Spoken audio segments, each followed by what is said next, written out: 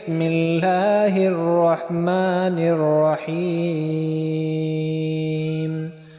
آمن الرسول بما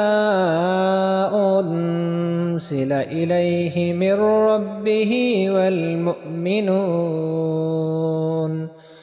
كل آمن بالله وملائكته وكتبه ورسله لا نفرق بين أحد من رسله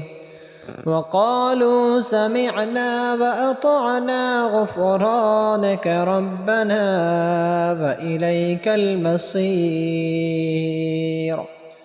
لا يكلف الله نفسا إلا وسعها لها ما كسبت وعليها ما اكتسبت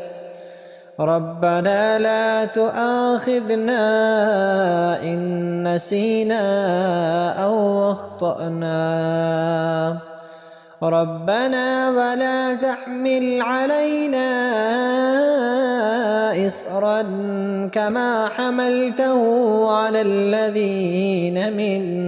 قبلنا